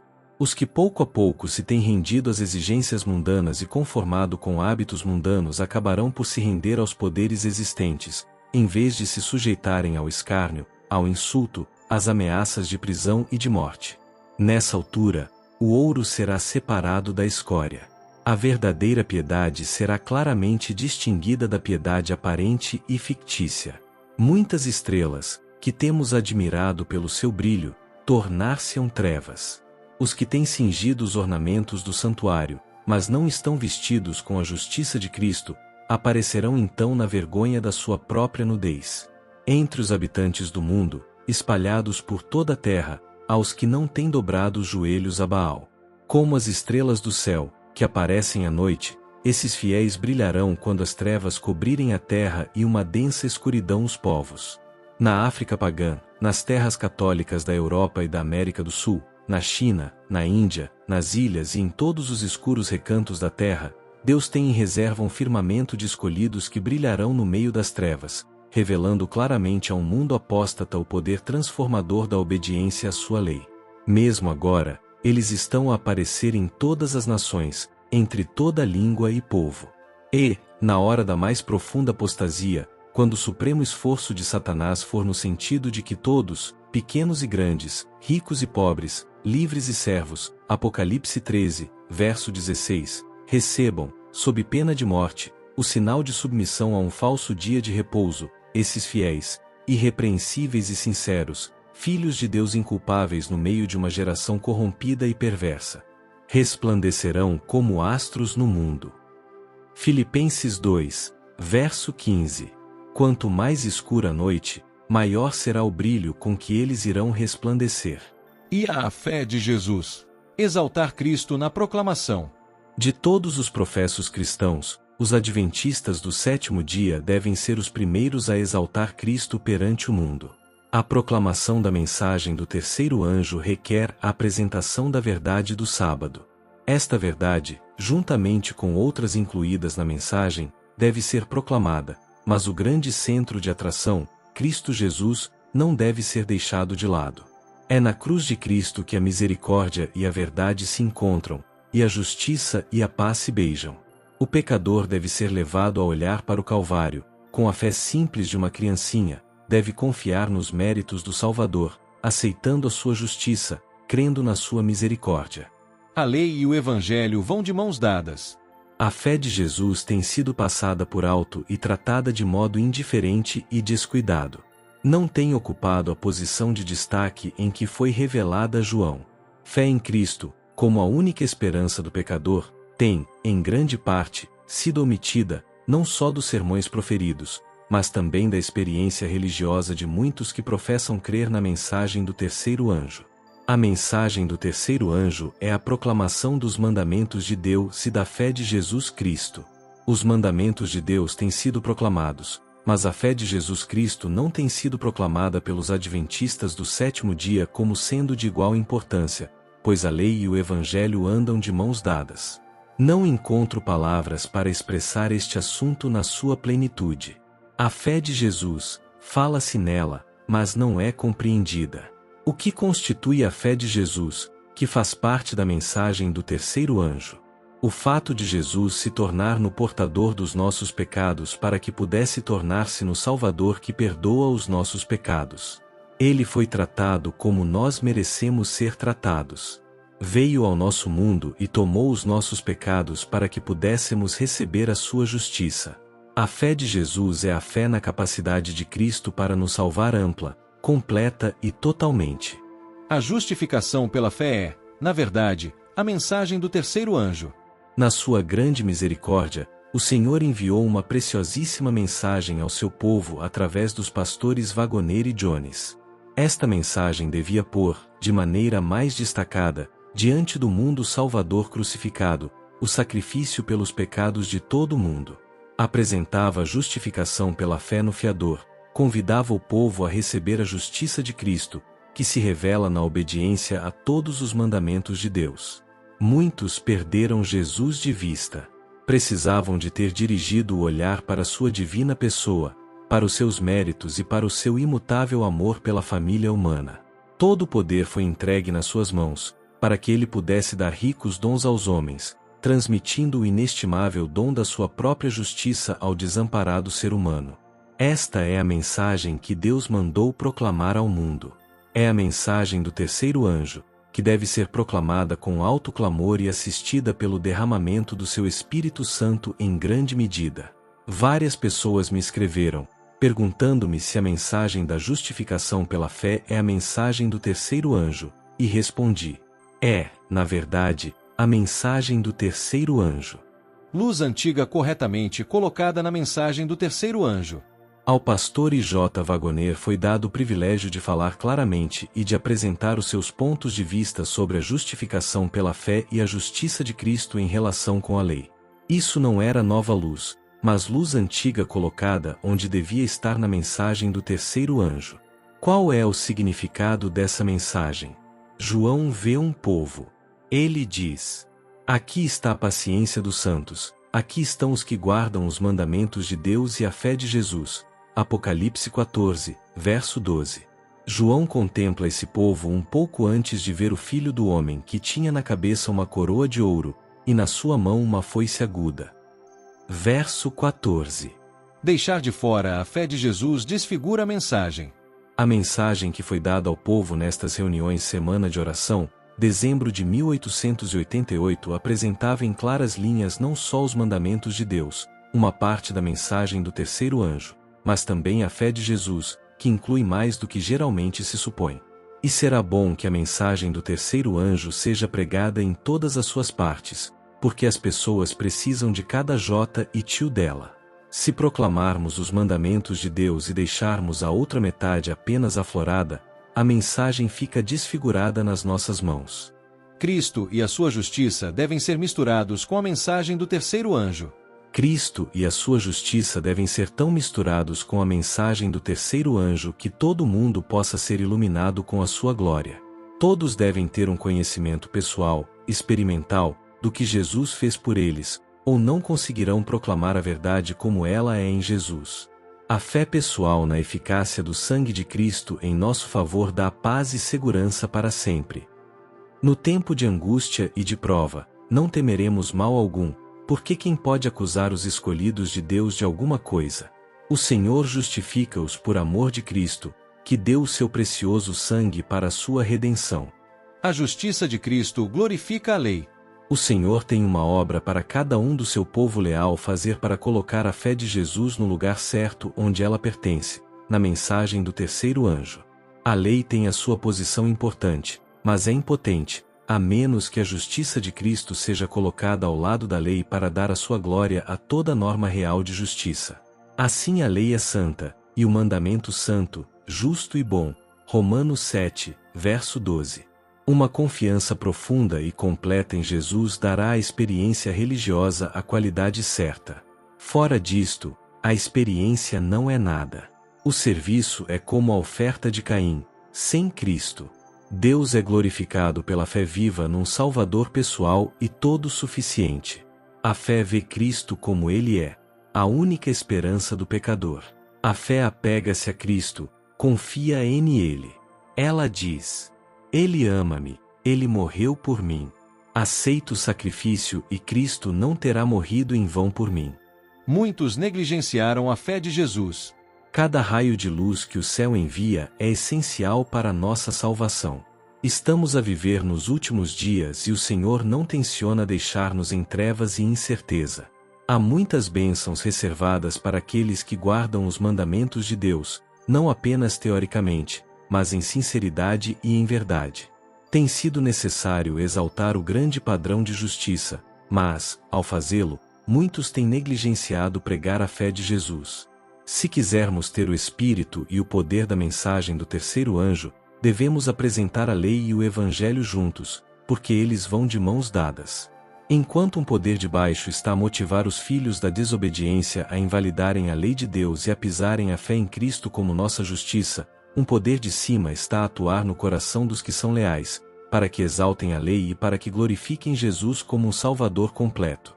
A menos que o poder divino seja introduzido na experiência do povo de Deus, falsas teorias e ideias erradas cativarão a mente. Cristo e a sua justiça serão eliminados da experiência de muitos e a sua fé será sem poder, sem vida. Essas pessoas não terão uma experiência diária, viva, do amor de Deus no coração, e, se não se arrependerem zelosamente, estarão entre aqueles que são representados pelos laodiceanos, que serão vomitados da boca de Deus. Tanto os mandamentos de Deus como a fé de Jesus são imensamente importantes. A mensagem que salva almas, a mensagem do terceiro anjo, é a mensagem que deve ser dada ao mundo. Tanto os mandamentos de Deus como a fé de Jesus são importantes, imensamente importantes, e devem ser transmitidos com igual força e poder. Tem sido salientada principalmente a primeira parte da mensagem e a última parte apenas casualmente. A fé de Jesus não é compreendida. Precisamos de falar sobre ela, de a viver, de orar a seu respeito e de ensinar o povo a introduzir esta parte da mensagem na sua vida familiar. De sorte que haja em vós o mesmo sentimento que houve também em Cristo Jesus. Filipenses 2, verso 5. Inclui compaixão para com os oprimidos e tristes. Aqueles que se levantam como reformadores, levando a bandeira da mensagem do terceiro anjo, são aqueles que devem estender a alma ao faminto e satisfazer a alma aflita. Devem fazer a obra de Cristo com o coração cheio de compaixão pelas viúvas e pelos órfãos. Mas esta obra tem sido estranhamente negligenciada. Outras denominações têm providenciado lares para o sem-abrigo. Por que razão não planeamos, há anos, cuidar desses necessitados, que Cristo nos confiou, e que Ele declara que são representantes seus? Por que motivo tem o nosso povo sido tão lento em ouvir os fervorosos apelos a pedir ajuda? A dor e a aflição da viúva e do órfão devem ser a nossa dor. Por que razão não foi o coração daqueles que deviam ser para eles mensageiros de misericórdia motivado a aliviar a angústia, a partilhar simpatia, consolo e conselho com aqueles que têm fome dessas coisas? Aqueles que fecham os ouvidos aos clamores dos necessitados um dia clamarão, e o Senhor ficará surdo às suas súplicas. Contudo, para os que exercem a brandura e o amor de Jesus para com os pobres e os infelizes, para os que não são devorados pelo egoísmo, cuja alma se estende em piedade e sofrimento pelos males dos outros, é feita a promessa. Então clamarás, e o Senhor te responderá, gritarás, e Ele dirá: Eis-me aqui, o que queres? O que posso fazer por ti? O Senhor tem ajuda pronta para aqueles cuja compaixão é exercida para com os oprimidos e os infelizes. O nosso Deus é bondoso, cheio de compaixão e de terna piedade. Sejamos como Ele. Os que são redimidos pelo sangue do Cordeiro farão, pelo Espírito que recebem Deus, tudo o que puderem para consolar os angustiados e os tentados, para aliviar os oprimidos e para realizar a obra que Cristo lhes deu a fazer. Como é que sabem, quando estão a voltar as costas àqueles que parecem indesejáveis, que não estão a voltar as costas àqueles que Cristo procura? Possivelmente, é no preciso momento em que lhes voltam as costas que essas pessoas estão mais necessitadas da vossa ternura e da vossa compaixão. Há demasiado deste espírito crítico, de ficar para trás, indiferentes quanto ao bem-estar dos outros. Precisamos de amor cristão. Precisamos de aprender mansidão e humildade de coração na escola de Cristo. Devemos ser cheios do espírito da mensagem de advertência e de misericórdia que temos de levar a um mundo moribundo. Corações devem ser transformados. A mensagem do terceiro anjo deve ainda trabalhar, como fermento, no coração de muitos que professam crer nela. O orgulho, o egoísmo, a cobiça e o amor ao mundo devem ser subjugados. Jesus volta em breve, e não reconhecerá ninguém como seu, a não ser os que foram purificados e embranquecidos e que se mantiveram separados, não manchados pelo mundo. Passo a passo. Passo a passo, o terceiro anjo está a guiar um povo cada vez mais para cima. A cada passo, serão provados. A mensagem une o povo de Deus. A mensagem do terceiro anjo é infalível. Deve unir o povo de Deus para fazer uma obra especial, preparando-o com perfeição de caráter para se unir numa grande família nas mansões que Cristo foi preparar para aqueles que o amam. A crença apenas não basta. Há muita gente que, a menos que humilhe o seu coração diante do Senhor e desperte para suas responsabilidades, ficará surpreendida e desapontada quando se ouvir o clamor "Eis o noivo", tem a teoria da verdade, mas não tem óleo nas suas vasilhas, com as suas lâmpadas. A nossa fé, neste tempo, não deve ficar-se pela crença teórica na mensagem do terceiro anjo. Temos de ter o óleo da graça de Cristo que alimentará a lâmpada e que fará com que a luz da vida brilhe, mostrando o caminho àqueles que estão em trevas. A vida dos crentes revelará os frutos da mensagem. Os que sinceramente creem na mensagem do terceiro anjo revelarão na sua vida tudo o que a mensagem inclui. Os frutos dessa mensagem são graça e justiça. Homens e mulheres convertidos devem envolver-se no serviço de Deus como suas testemunhas. Cada livramento do poder de Satanás é uma manifestação do poder de Deus para salvar e uma demonstração de que, nestes dias em que vivemos, o sábado é um sinal entre ele e os que lhe obedecem, para que saibam que ele é o Senhor que os santifica.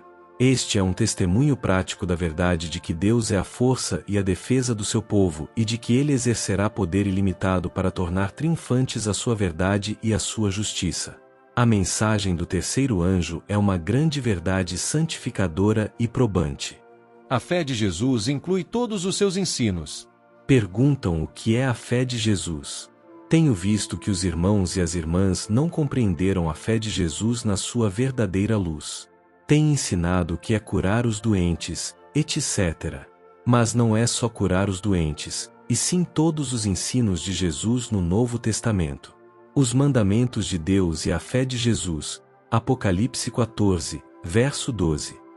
Vi que é todo o Novo Testamento que está relacionado com Jesus.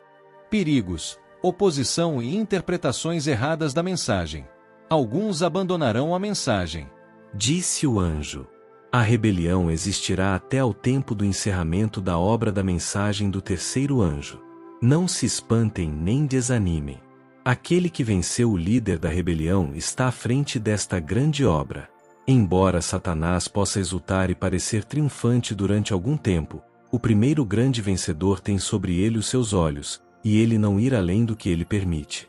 É-lhe permitido exercer o poder durante algum tempo, para revelar os sinceros de coração, para probar os fiéis, para apresentar os espúrios e separá-los dos puros de coração. No devido tempo, os rebeldes serão expurgados de entre os leais e fiéis, porque a verdade recolheu pessoas de todos os tipos. Ao aproximar-se a tempestade, uma numerosa classe que tem afirmado a sua fé na mensagem do terceiro anjo, mas não tem sido santificada pela obediência à verdade, abandona sua posição, passando para as fileiras do adversário. Unindo-se ao mundo e participando do seu espírito, chegaram a ver as coisas quase sob a mesma luz.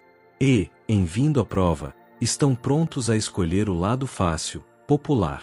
Homens de talento e atitudes agradáveis, que se tinham já regozijado na verdade, empregam a sua capacidade em enganar e desviar as almas. Tornam-se nos piores inimigos dos seus antigos irmãos.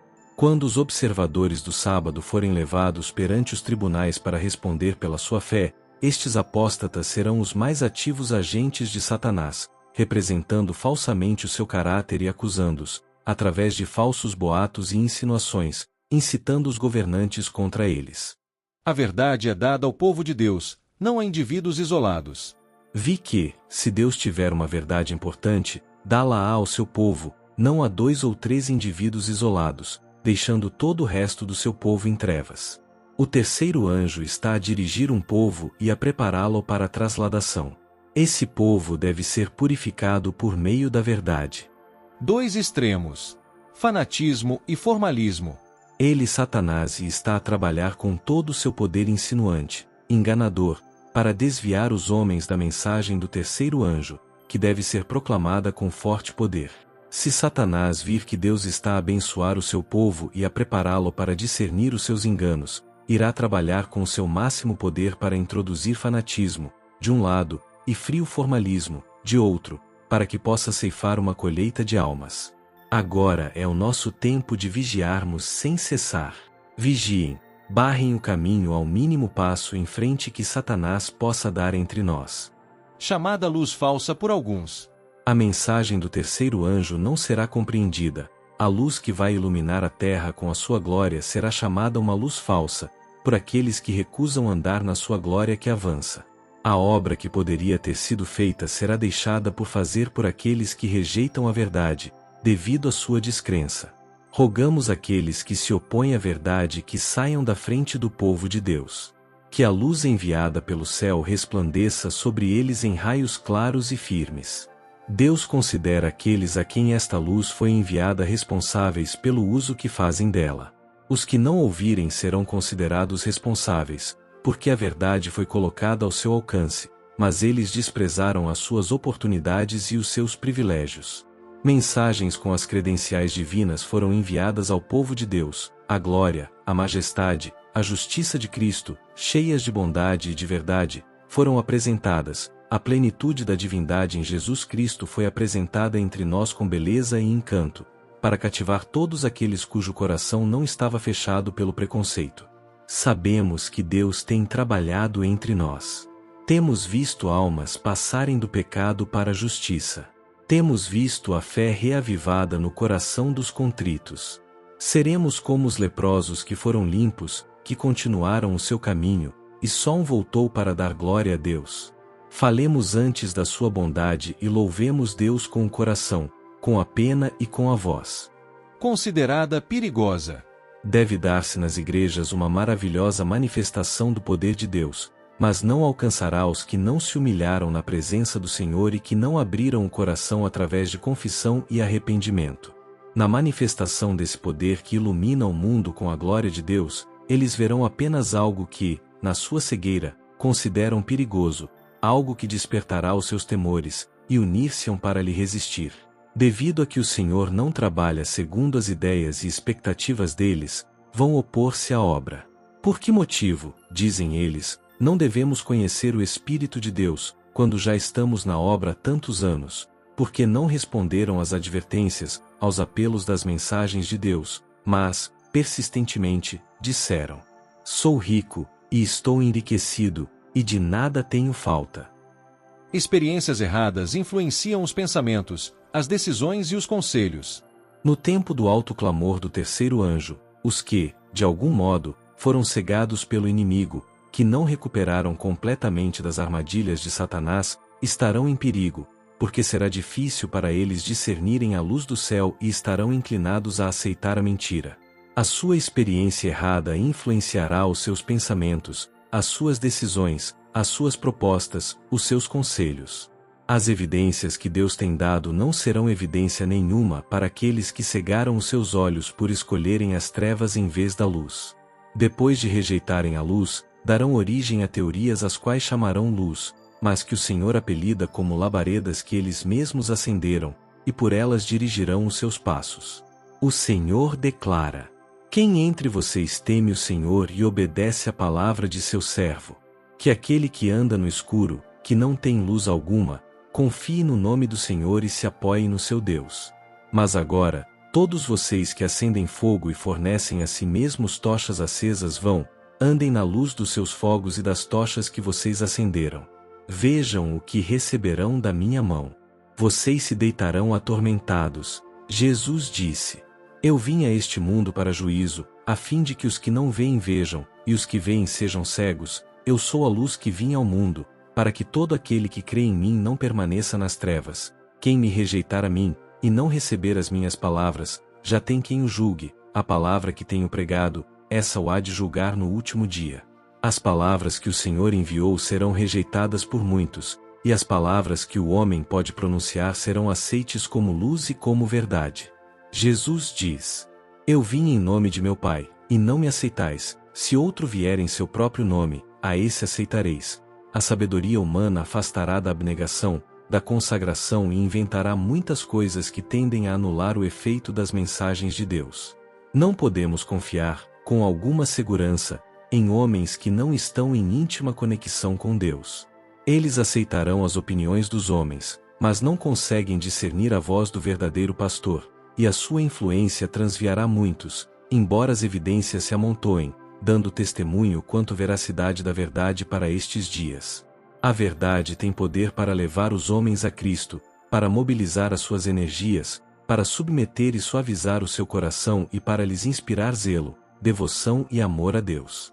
A verdade do sábado não deve, em circunstância alguma, ser escondida. Devemos permitir que ela apareça em forte contraste com o erro. Ao aproximar-se o fim, os testemunhos dos servos de Deus tornar-se-ão mais decididos e mais poderosos, projetando a luz da verdade sobre os sistemas do erro e da opressão que há muito têm a supremacia. O Senhor enviou-nos mensagens para este tempo, as quais colocarão o cristianismo sobre uma base eterna, e todos os que creem na verdade presente devem ficar firmes, não na sua própria sabedoria, mas na sabedoria de Deus, e levantar os fundamentos de muitas gerações, e serão registrados nos livros do céu como reparadores de rupturas, os restauradores de veredas para morar. Perante a mais acerba oposição, devemos manter a verdade, porque é a verdade. Deus está a agir na mente humana, não são só os homens que trabalham.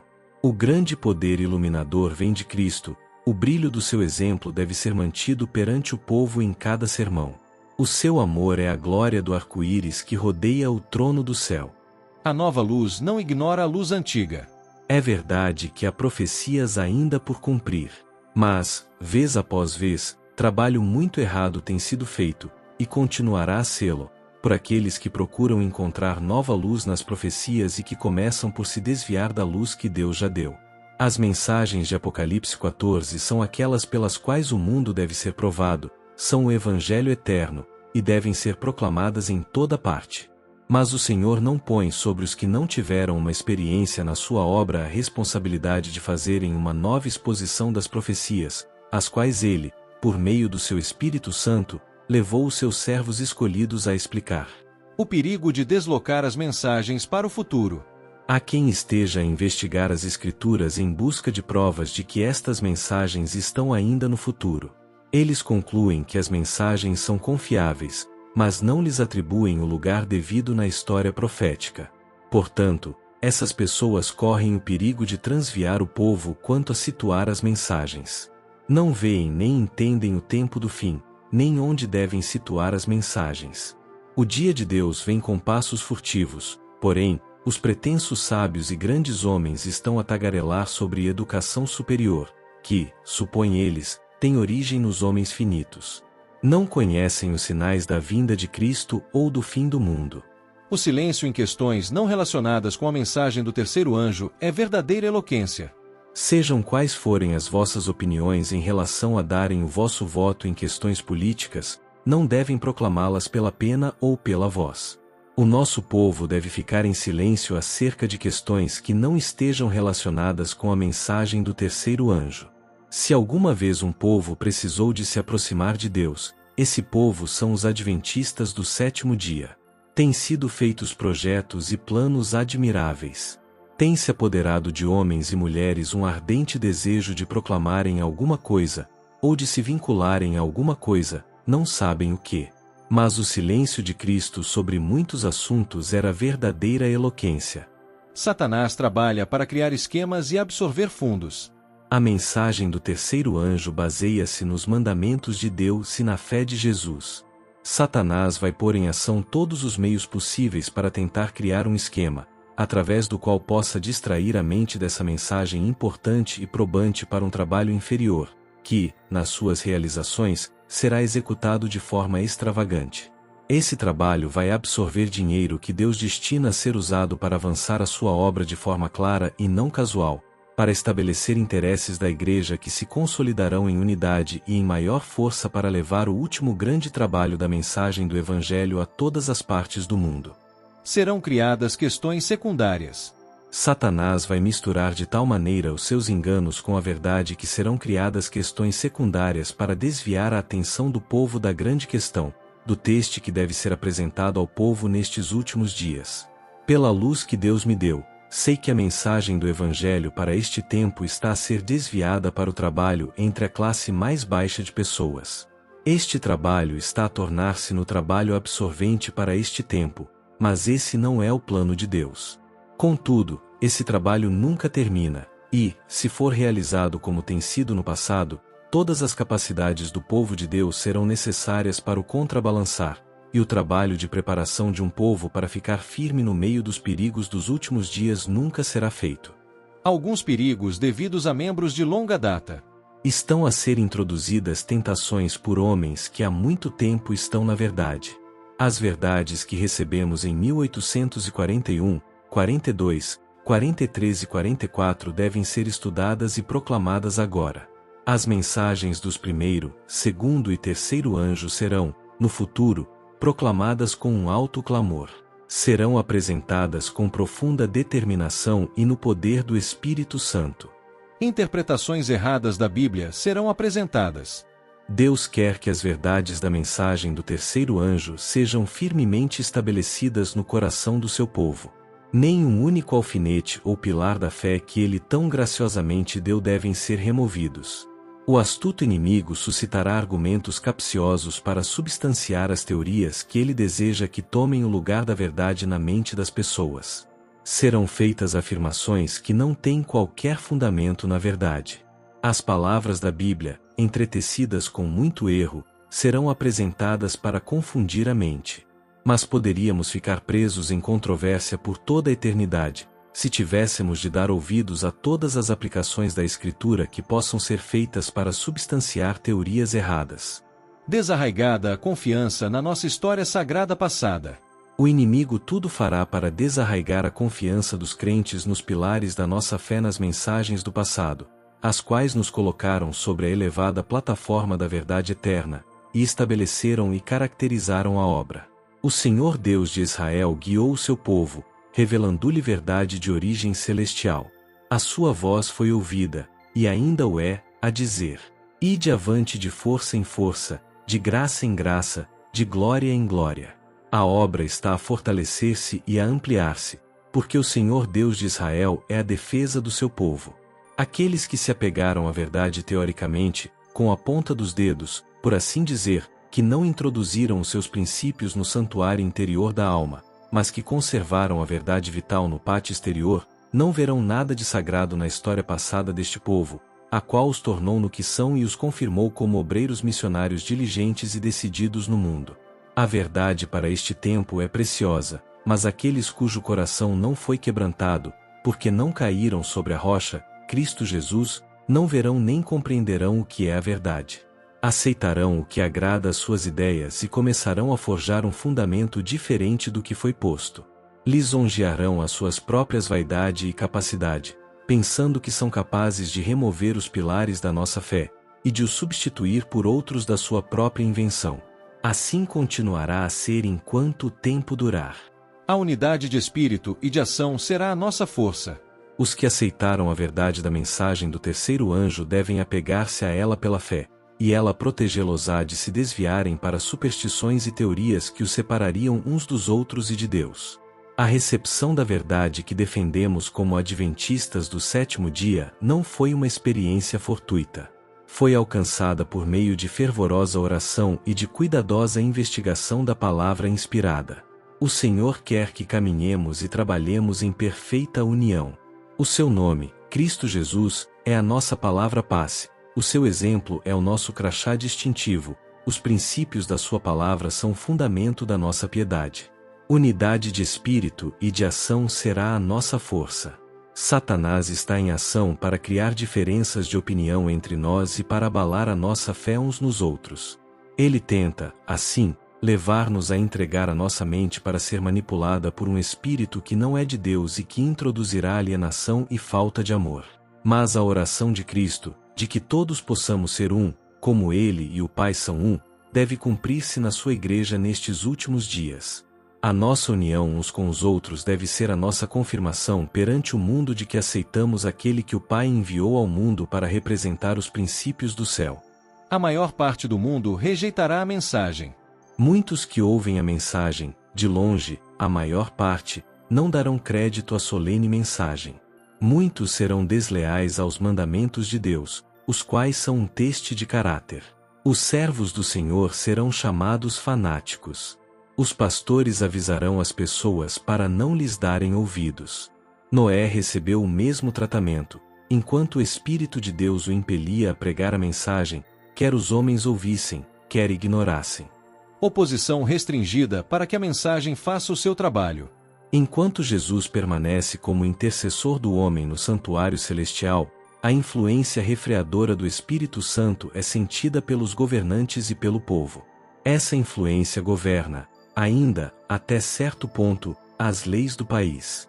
Se não fossem estas, a condição do mundo seria muito pior do que agora é. Embora muitos dos nossos legisladores sejam ativos agentes de Satanás, Deus também tem os seus instrumentos entre os homens importantes da nação. O inimigo incita os seus servos para que proponham medidas que estorvariam grandemente a obra de Deus. Mas estadistas que temem o Senhor são influenciados por santos anjos, para que se oponham a essas propostas, com argumentos sem resposta possível. Assim, um pequeno grupo de homens travará a poderosa corrente de males. A oposição dos inimigos da verdade será restringida, para que a mensagem do terceiro anjo possa efetuar a sua obra.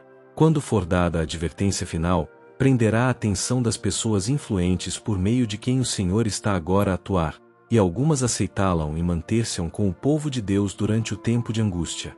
As mensagens dos outros anjos também devem ser anunciadas. A mensagem do anjo que se segue ao terceiro deve agora ser levada a todas as partes do mundo. Deve ser a mensagem de colheita, e toda a terra será iluminada com a glória de Deus. O Senhor tem mais este apelo de misericórdia, porém, a perversidade dos homens desvia a obra do seu verdadeiro objetivo e a luz tem de lutar no meio das trevas de homens que se sentem competentes para fazer um trabalho que Deus não lhes ordenou que fizessem. A mensagem do terceiro anjo, nos seus termos claros e definidos, deve tornar-se na advertência proeminente. Tudo o que ela envolve deve ser tornado compreensível para as mentes racionais de hoje. Embora nos envolvamos no desenvolvimento da verdade das mensagens dos anjos anteriores, estamos a anunciar a mensagem do terceiro anjo e dos outros anjos que se lhe seguem, proclamando, pela segunda vez, a queda de Babilônia.